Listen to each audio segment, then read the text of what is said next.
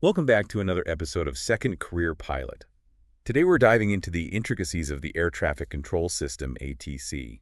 It's really a vital piece of the puzzle for any instrument-rated pilot. Absolutely vital. We're going to look at the gear you'll be using, the facilities, the buildings and people keeping things safe, and crucially, the communication procedures. Right. The goal is really to unpack it all, make it clear how everything fits together. And hopefully highlight some details that'll make your IFR flying just that bit smoother and safer too. Okay, let's jump in. What's actually in the cockpit? The radios, right? We're talking VHF, 118,000 to 156.975 megahertz for civilian ATC comms. Correct. And a key thing here is having radios with 25 kilohertz spacing.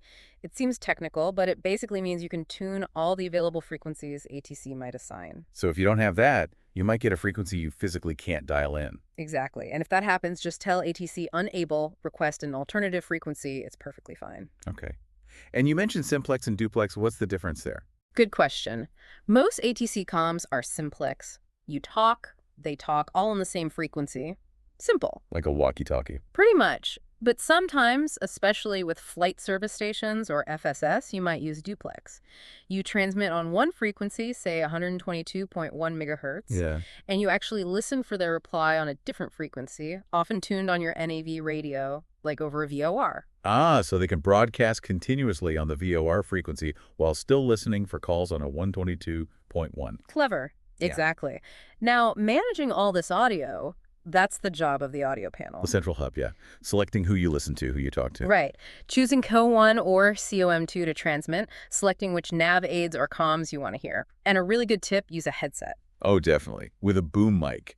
Cuts down cockpit noise enormously. Makes a huge difference in clarity, both for you hearing ATC and them hearing you. Plus, having CO1 and COM2 lets you multitask. Like listening to ATIS weather on one while talking to ground control on the other. Perfect example. Or monitoring a VOR identifier while you're on frequency with approach. It boosts your situational awareness. And most panels have that built-in marker beacon receiver too, right? On 75 megahertz. Yep, fixed frequency. Listens for those signals on an ILS approach. And these days, you see a lot of combined GPS comm units. Those are slick. They use your GPS position to suggest or even automatically tune the right frequency. They can, yes. As you cross an airspace boundary, it might prompt you or auto-tune the next sector's frequency. Reduces workload, fewer tuning errors. Very handy. Okay, switching gears. Let's talk about the ground side. Radar. How does ATC see us? Well, there are two main ways. Primary radar is just raw radio waves bouncing off your aircraft, like a basic blip. Doesn't tell them much, though. Not really, just position. That's where secondary radar comes in. It relies on your transponder. Ah, the box with the 4 numbers we dial in. That's the one. The ground radar sends an interrogation signal, your transponder receives it, and sends back a coded reply, your assigned squawk code. And that gives them much more info. Way more. It identifies you specifically. That little reply light on your transponder flickers when it's sending back that reply. And the ident button. ATC asks you to squawk ident. Right. Pressing that makes your target bloom or flash on their scope for a few seconds. It's how they positively confirm which blip is you. Good practice to say identing when you push it. And confirm code changes too. N12345, squawking 4567. Definitely. Now, Mode C, that's altitude reporting. Crucial for IFR. So when the transponder is set to ALT, it sends our altitude back with the code. Precisely. But it sends pressure altitude. This is key. Adjusting your Colesman window, your altimeter setting. Changes what I see in the cockpit. But it does not change the pressure altitude data ATC sees. They apply their own correction based on the local altimeter setting to display your indicated altitude. Got it. Important distinction for separation. And transponders are mandatory in a lot of places. Oh, yes. Pretty much all controlled airspace. Mode C specifically is required in Class B, Class C, and within the 30-mile Mode C veil around Class B airports. But really, just leave it on ALT all the time unless they tell you otherwise. That's the best practice. Makes you visible, helps everyone out. Okay, so we've got the gear. Let's talk procedures. Communication needs to be clear, right? Crystal clear and concise. Standard phraseology is king. The pilot controller glossary in the AM, the Aeronautical Information Manual, is your Bible for this. And it gets updated, so keep checking it. Twice a year. Yeah. And use the phonetic alphabet, Alpha, Bravo, Charlie, religiously for letters and numbers. Avoids confusion. ATC controllers have their own manual, right? They use specific phrases, too. They do. The ATC Manual, 7110.65, Recognizing their standard patterns helps you anticipate what they're going to say. So study the A examples, maybe listen to live ATC online. Great idea. Listening helps you get the rhythm and flow. And fundamentally, if you don't understand something, ask. Say again or ask for clarification. Plain English works if needed. Better safe than sorry, absolutely. Okay, let's map out the system. Who are the main players? You've got flight service stations, FSS, airport traffic control towers, ATCT, terminal radar approach control, TRACON, and air route traffic control centers, ARTCC, or just center. FSS. They're often the first stop, right? Weather briefings, flight plan filing. Exactly. That 1-800-WX-BRIEF number connects you. You can also contact them via radio directly or through remote communications outlets, RCOs, or ground communications outlets, GCOs. And sometimes that duplex thing we talked about, listening on a nav aid. How do you find those frequencies? Airport Facility Directory, AFD, now called the Chart Supplement, and your sectional charts. They list all the FSS frequencies. And when you file that IFR flight plan, what happens behind the scenes? It goes into the ARTCCC computer, generates flight strips, little bits of paper or electronic equivalents with your flight details. Those get sent to the relevant tower, TRACON center controllers about 30 months before your proposed departure. But you have to activate it, right? Or just disappears. Correct. An unactivated flight plan times out after 2 hours if you're departing from an uncontrolled field, Class G airspace. You usually get your clearance from FSS, maybe over the phone or radio. Yep. And that clearance might come with a void time. You must be off by then. Or a release time you cannot take off before then. Got to understand those. Okay, towered airports are more structured. You talk to clearance delivery first. Usually, yes. You get your IFR clearance. Good time to use the CRAFT memory aid. Clearance limit, route, altitude, frequency, transponder code. Write it down. And always read it back. Verbatim. Absolutely critical. Then ground control for taxi instructions. Tell them your IFR. N12345, ready to taxi, IFR to Denver. Perfect. Then the tower controller gives you the takeoff clearance itself. Sometimes at busy places, you need a pre-taxi clearance too. And departure procedures, DPs. Got to have those handy. You bet.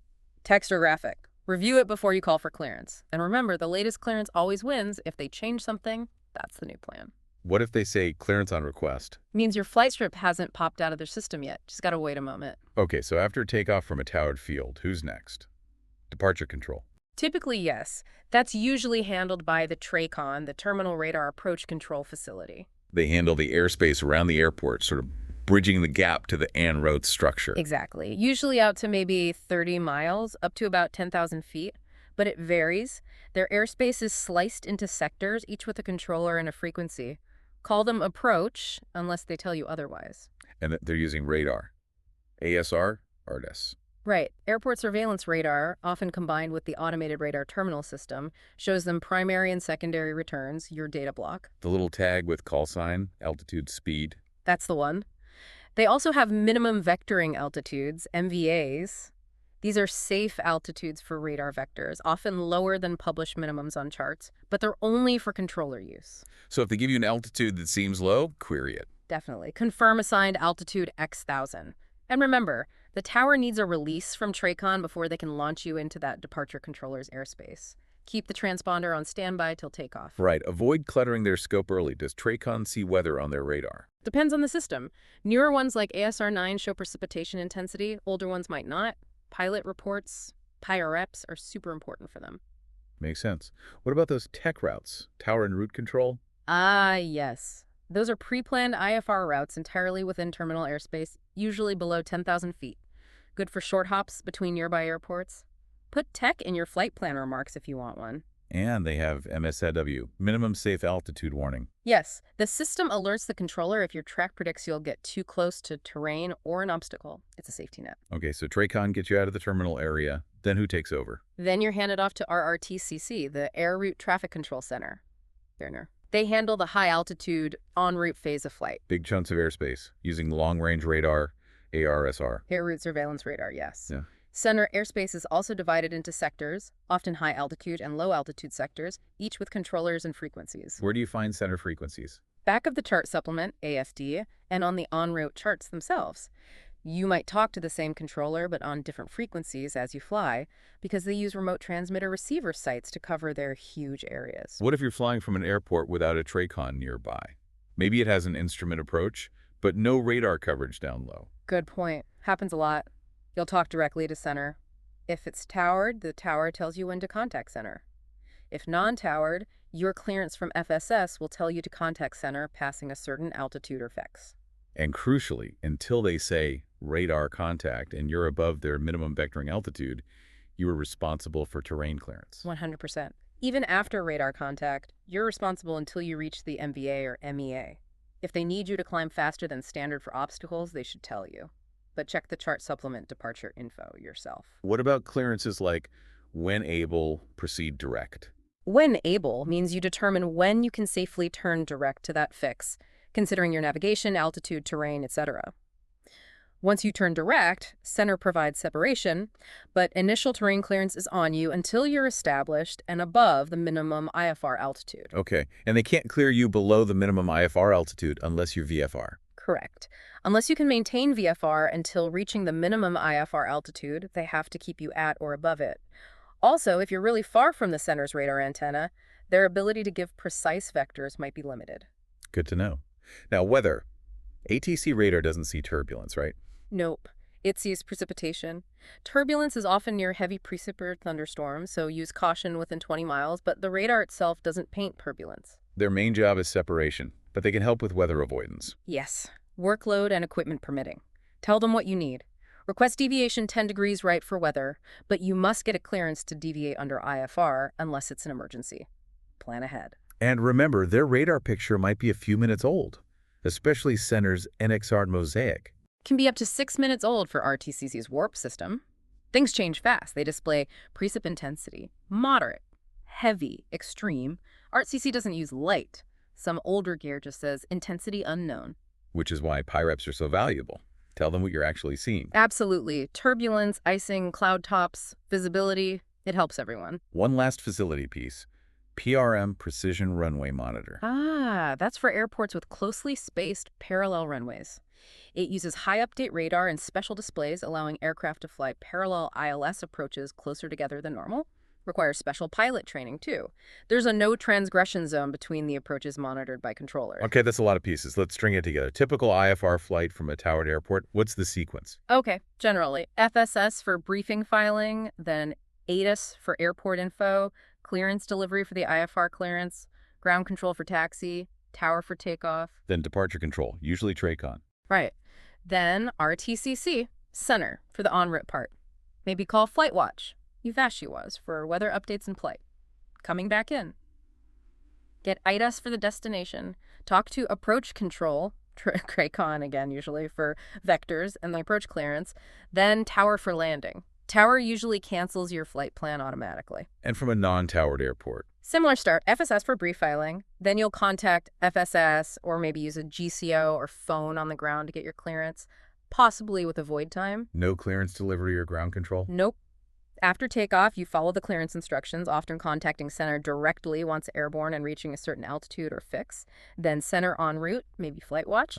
Then approach control for the destination. They clear you for the approach. If it's also a non-towered destination, you'll likely cancel IFR with approach control in the air once you have the field in sight, or cancel on the ground via FSS after landing. It all fits together pretty seamlessly, usually. Yeah. How do they coordinate handoffs between facilities? Through letters of agreement, LOAs.